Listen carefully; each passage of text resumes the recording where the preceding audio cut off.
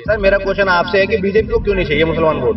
अगर अगर इतनी ही हमदर्द है तो बीजेपी उनके उनके उनके में थे तो बहुत सारे नेता थे। सर बीजेपी की सत्ता दुकान ही इसलिए चल रही है कि आप मुसलमान को गाली दोगे। जिस दिन मुसलमान घुसना स्टार्ट कर देगा ना बीजेपी के अंदर, मेरा मानना यह है कि जितना ये भक्त बने मरते हैं ना, मैं बीजेपी ना जवान से ना किसी ना महंगाई से किसी को फर्क नहीं पड़ता। सिर्फ एक चीज नफरती बीज हमारे बो दिया है, मुसलमान और हिंदू मुसलमान बस। किसानों को मुद्दा उठाया ना, किसान तो आपको पता है ना कितने साल बैठ के गए, इसके बाद कितने मुद्दे आए। अब ये बाहर ये जितने हमारे पहलवान जो बैठे हुए थे हरियाणा वाले जाट वाले, ये तो हिंदू ही नहीं है ना इनके हिसाब से। इनका क्या होगा बताइए आप मुझे। बाकी आप किसी पूरे नौजवान बच्चे हो या फिर कोई बड़ा हो, इनसे आप पूछोगे तो इनका तो कुछ अच्छे दिन आए नहीं। अच्छे दिन जिनके आने तो शायद मोदी मित्र के आए हुए।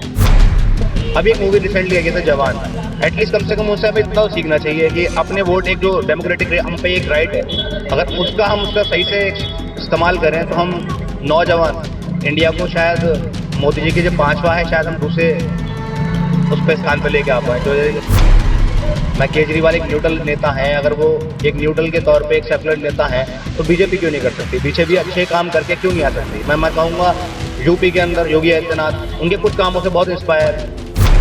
कितना बेरोजगार है, क्या महंगाई रेट है, सिलेंडर की बात कर लो। अब बात करेंगे तुम तो खानदानी कांग्रेसी हो, चाहे वो टर्की बैठा हो, ठीक है, चाहे वो पाकिस्तान हो, चाहे वो इंडिया हो। जब जनता अपने पास आती है ना तो वो फौरन तख्ता पलट कर देती। माइनॉरिटी को छोड़ो ना सर, मणिपुर देखो ना, मणिपुर में क्या हो रहा है। अगर हम मणिपुर में बात करें तो कुकी मैतई के अंदर क्या हुआ, जो मेजोरिटी में वो नंबर 1 है। और जो गोदी मीडिया है उसने क्या एक एजेंडा स्थापित कर रखा है और पब्लिक उसके माइंड डाइवर्ट कर रही है और मोदी जी के अच्छे दिन आ रहे हैं।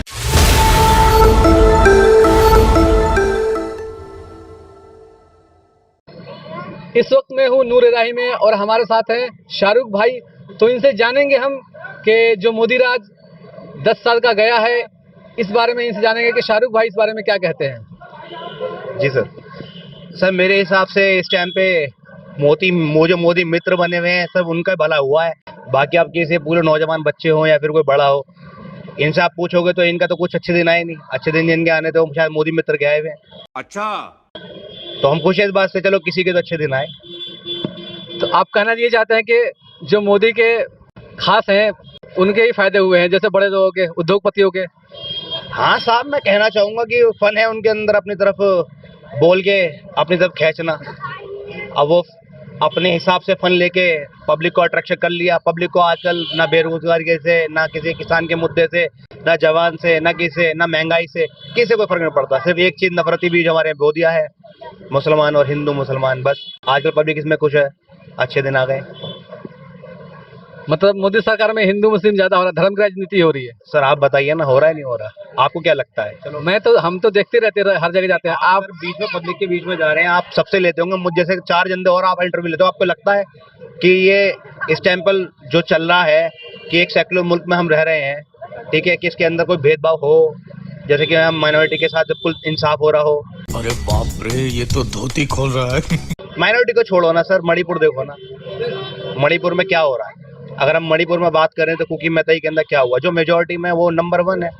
मैं ये नहीं कह रहा मेजोरिटी में जो बंदा है गलत है, पर एक सोच इंसान को जो पढ़ाया जा रहा है गोदी मीडिया के द्वारा, मैं आपसे उम्मीद करता हूँ आप निष्पक्ष होंगे।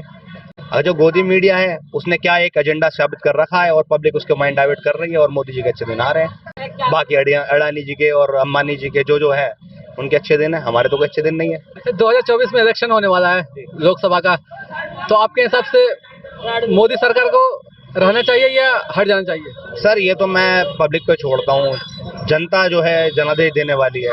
अगर जनता चाहे तो जमीन से उठा के बना दे, जैसे मोदी जी को बनाया है। मैं ये नहीं कह रहा कि मैं किसी पार्टी का फॉलोवर हूँ या मैं किसी पार्टी को सपोर्ट करता हूँ, पर मैं कहता हूँ अभी एक मूवी रिसेंटली आई जैसे जवान, अभी मजा आएगा ना।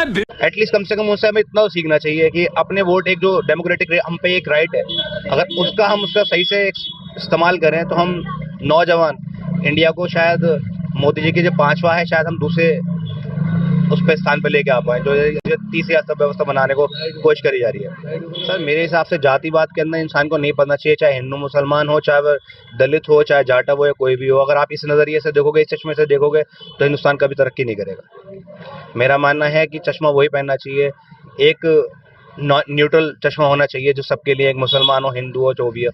एक लाइन आपको एटलीस्ट खड़ी करनी पड़ेगी। रेस वहीं से स्टार्ट हो ज़्यादा बेहतर है, ना किसी का इसमें मजहब देखा जाए, ना कोई जाति देखी जाए। ये बड़ी अच्छी बात कही आप। जब भी तो नहीं नहीं, आपके हिसाब से अगले साल सरकार वही रहनी चाहिए, चेंज होनी चाहिए? सर, अगर आप मेरा अपना पर्सनल ओपिनियन कहोगे तो मैं ये कहूँगा कि बदलाव होना चाहिए, और बदलाव की इंडिया को सख्त ज़रूरत है। अगर हम भारत और इंडिया और हिंदुस्तान इन सिर्फ नामों के अंदर फंसते रहेंगे तो हमारा देश मुल्क तरक्की नहीं करेगा। नौजवान जैसे कि हम बेरोजगारी घूमते रहेंगे, और मुझे लगता नहीं है कि इंडिया के अंदर इस चीज़ के अंदर तरक्की याफ्ता होगा। अच्छे दिन सिर्फ तो अगर मोदी सरकार को अपनी सत्ता बरकरार रखनी है तो उनको चाहिए कि पहले रोजगार पर ध्यान दे और हिंदू मुस्लिम ना करे। सर, मेरे हिसाब से रोजगार पे, और ये आपने ये मुद्दे उठाए, ये भी है, इसके अलावा भी बहुत सारी चीज़ें हैं। अगर सब यूँ कहें कि बीजेपी को सिर्फ हिंदू वोट मिलता है, मुसलमान वोट नहीं मिलता है, तो मैं ये कहना चाहूँगा केजरीवाल तो अभी आए ना। मैं केजरीवाल एक न्यूट्रल नेता है, अगर वो एक न्यूट्रल के तौर पे एक सेकुलर नेता है तो बीजेपी क्यों नहीं कर सकती? पीछे भी अच्छे काम करके क्यों नहीं आ सकती? मैं कहूँगा यूपी के अंदर योगी आदित्यनाथ उनके कुछ कामों से बहुत इंस्पायर है, पर एक चश्मा नहीं, सबके लिए अगर आप लगा रहे हो तो एक ही चश्मे से सबको देखना ज़्यादा बेहतर जब होगा जब एक मतलब पक्षपात ना हो। जो आजकल हिंदूवाद बढ़ता जा रहा है, मैं ये नहीं कह रहा कि सारे हिंदू भाई ऐसे होते हैं, पर एक धर्म के नाम पे, गाय के नाम पे जो आप देख रहे हो वो नहीं होना चाहिए। वैसे पार्टियां जितनी भी हैं, गठबंधन पार्टियों में ये हैं, लेकिन जब मुसलमानों की बारी आती है बोलने की तो कोई नेता नहीं बोलता। सर, तरीके होते हैं, अगर वैसे कुछ बोलता है तो मैं ये नहीं देखो, अवैसी का आपने नाम लिया, अब उन्होंने गठबंधन करा है 26 पार्टियों का। मुसलमानों को उनको वोट चाहिए, मुसलमान नेता नहीं चाहिए, तो उनको चाहिए था गठबंधन में कि वो ओवैसी को तो बोल सकते थे आने के लिए। सर, यहाँ पर बात वही आके आती है कि अगर मैं सिर्फ ओवैसी के नाम पे ये कह दूं सिर्फ मुझे मुस्लिम वोट पाई है, तो सबका कॉल है कि आप बिना हिंदू के सत्ता में नहीं आ सकते। और मेरा मानना यह है कि जमहूरियत के अंदर हिंदू, मुसलमान, सिख, ईसाई सबके एक मैशअप से जो सरकार आएगी वो एक न्यूट्रल सरकार होगी। अदरवाइज आप किसी एक मेजोरिटी पर सरकार लेके आते हैं तो वो न्यूट्रल नहीं है। सर, ओवैसी गठबंधन अगर लोगे तो सीधा ये है ना कि अगर आप ओवैसी को लेते हो तो फिर बीजेपी वाले कल को ये वाला मुद्दा उठाएंगे कि देखो ओवैसी सिर्फ मुसलमान को रिप्रेजेंट करता है। लेकिन एक चीज ये भी तो है ना कि अगर मुसलमानों पे कोई परेशानी आती है तो वो फिर बोलते नहीं खुल के। सर, बोलना हमारा डेमोक्रेट जो हिंदू नेता है वो नहीं बोलते खुलकर मुसलमानों के पक्ष में। सर, ऐसा नहीं है सर, गोदी मीडिया दिखाता नहीं है। अगर आप निष्पक्ष हैं तो मैं कहूँगा आपको दिखाना चाहिए। बहुत सारे बहुत अच्छे लीडर नेता हैं उठाते हैं और उनको दिखाया नहीं जाता। मेरे हिसाब से मेरा मानना ये है कि जितनी भी ये पार्टियां हैं ये मुसलमानों के वोट का सिर्फ इस्तेमाल करती है। उन्हें मुसलमान वोट तो चाहिए लेकिन मुसलमान नेता नहीं चाहिए। सर, मेरा क्वेश्चन आपसे है कि बीजेपी को क्यों नहीं चाहिए मुसलमान वोट? अगर इतनी ही हमदर्द है तो बीजेपी उनके में थे तो बहुत सारे नेता थे। सर, बीजेपी की सत्ता दुकान इसलिए चल रही है कि आप मुसलमान को गाली दोगे। जिस दिन मुसलमान घुसना स्टार्ट कर देगा ना बीजेपी के अंदर, मेरा मानना यह है कि जितना ये भक्त बने मलते हैं ना, मैं बीजेपी का सपोर्ट नहीं हूँ, मैं तो सच्चाई दिखा रहा हूँ। मैं वो नहीं कह रहा, मैं ये कह रहा हूँ कि जितना आजकल बीजेपी की दुकान सिर्फ एक चीज पे कि मुसलमान से नफरत करो और देश को जीतो। मेरा मानना ये तो उनकी सत्ता इसी बात पर आई थी। मोदी ने क्या अच्छा काम करा था, उनको प्रधानमंत्री बनाया गया। क्या सर, फिर कैसे आप कहोगे सबका साथ सबका विकास कैसे हो गया? बताइए आप मुझे।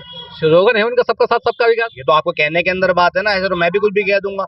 आप जमीनी हकीकत क्या है उस बात की बताइए ना आप। मैं कह रहा हूँ कि अब चलो ठीक है, आप गठबंधन की बात कर रहे हैं, मैं कह रहा हूँ कि रियल मतलब ये ग्राउंड बताओ ना, कितना बेरोजगार है, क्या महंगाई रेट है, सिलेंडर की बात कर लो। अब बात करेंगे तुम तो खानदानी कांग्रेसी हो। मैंने कभी जिंदगी में गिनती के 2 बार वोट कांग्रेस को दिया होगा शायद, मैं कहते वो भी मेरे ख्याल से लोकसभा ये मेन जो पार्लियामेंट इलेक्शन होते हैं उसके अंदर।